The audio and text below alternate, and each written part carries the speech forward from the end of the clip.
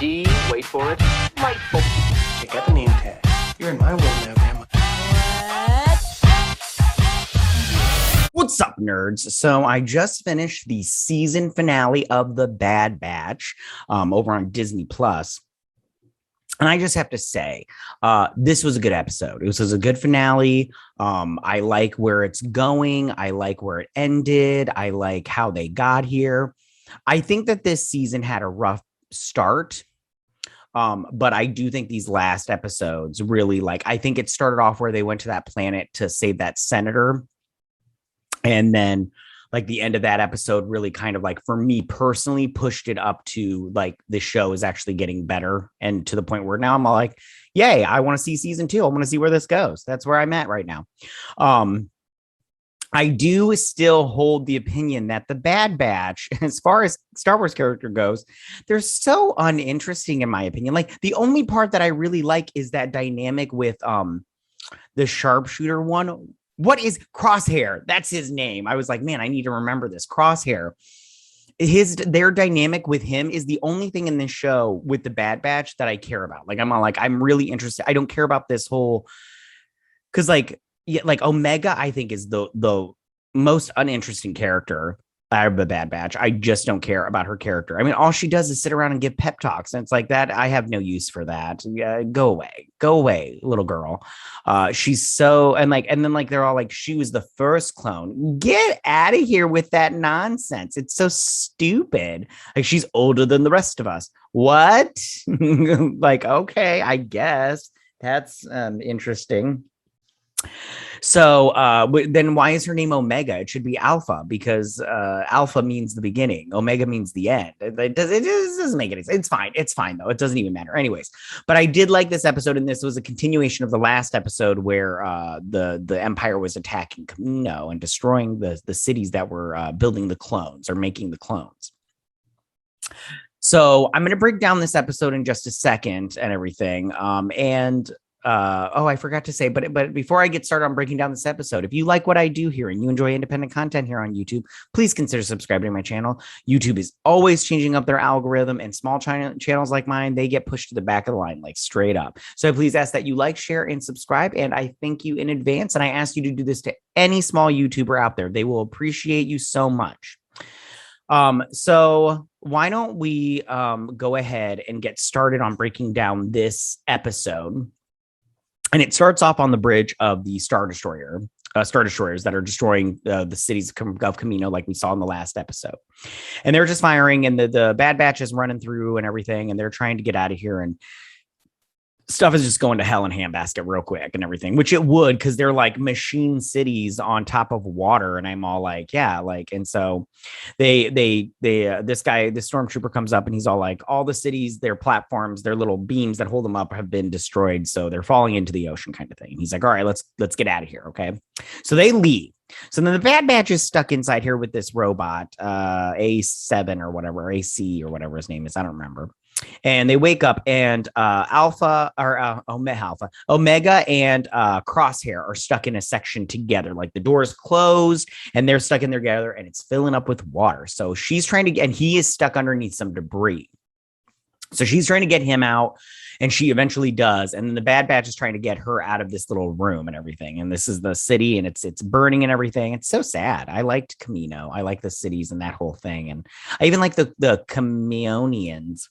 I don't know if that's how you say what they are, but I even liked them. I like their whole look and their little sway arms when they walked. Super fun. Anyways, so it's filling up with water, and she's trying to get out and everything. And she eventually gets him out from underneath the debris, and she's trying to get the door open. And Wrecker gets the door open because he puts a knife in there and everything, because he's like, I'm strong and everything. And they get him out.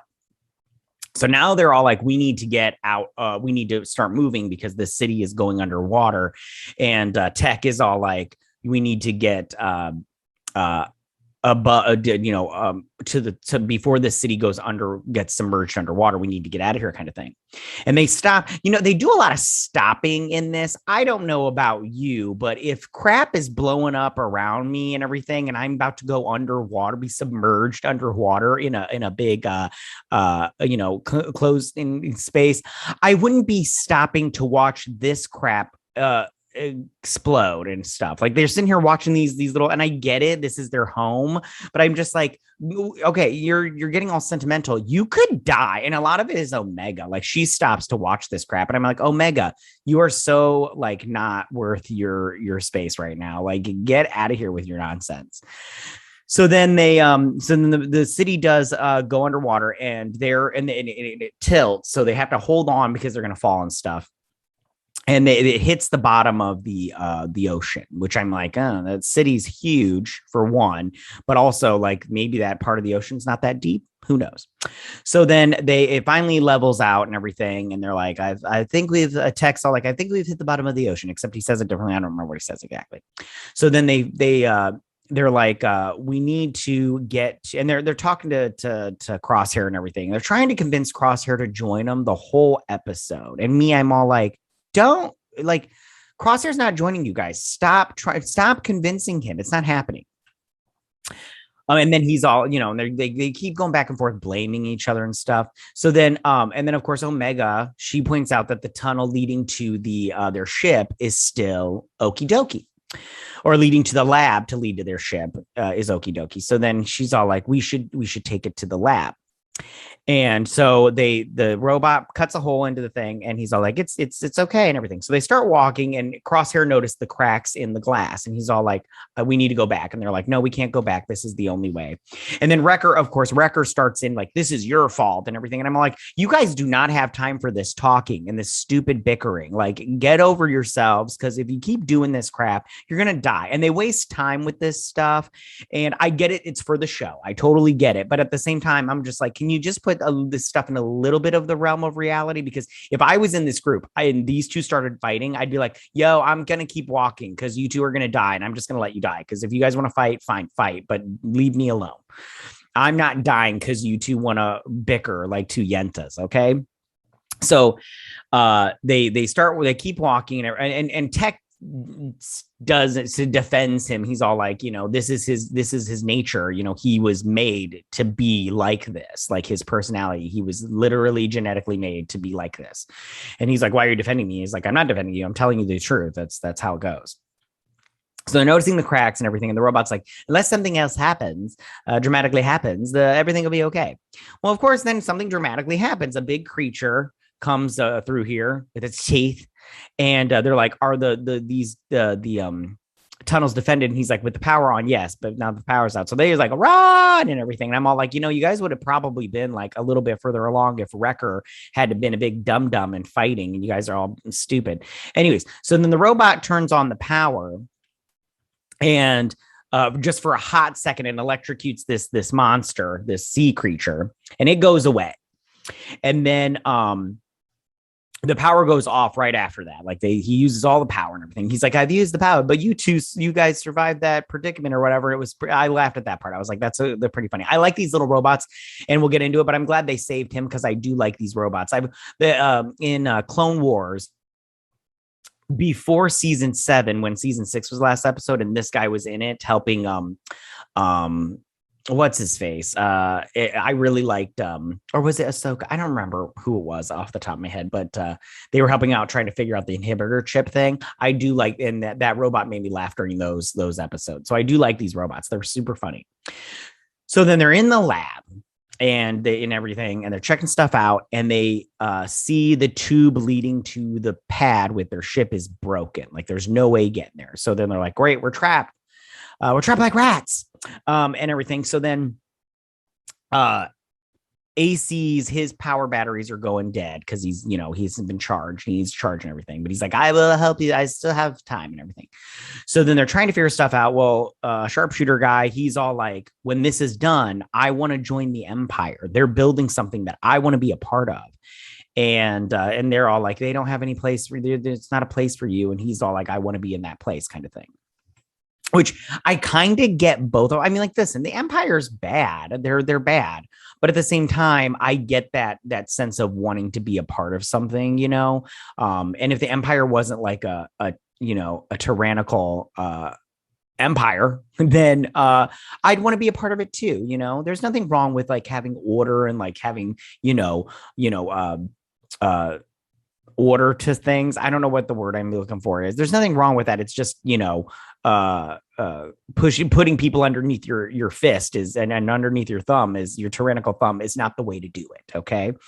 You just try to, but anyway, so then he goes and sits down because he's like, whatever. And then Omega tries to go over there and talk to him again. Omega, get out of here. Like he makes a good point. He's like, again, you guys listen to a child. And I'm all like, yeah, why are we listening to this child? I mean, like, listen, it's the script. So she comes up with all the ideas, which is so obnoxious and annoying. But it's a good thing the Bad Batch have her now. They would have never survived this long without her. It's not like they've survived, a war without her. Anyways, so they decide they're going to take these tubes that they were grown in, I guess, and then they're going to push out all the water, and then they're going to set charges on that glass, and then the robot is going to maneuver them up to the surface so they don't get hit by debris, because they have no maneuverability, they say,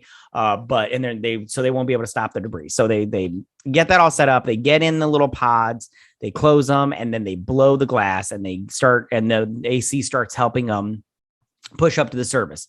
But while doing that, Omega's pod gets caught under debris, and so he tries to help, but he can't move the debris, so he uses his little finger thingy saw. It's not a saw, but it's a laser, I can't think, to cut it, and he's pushing her up to the surface.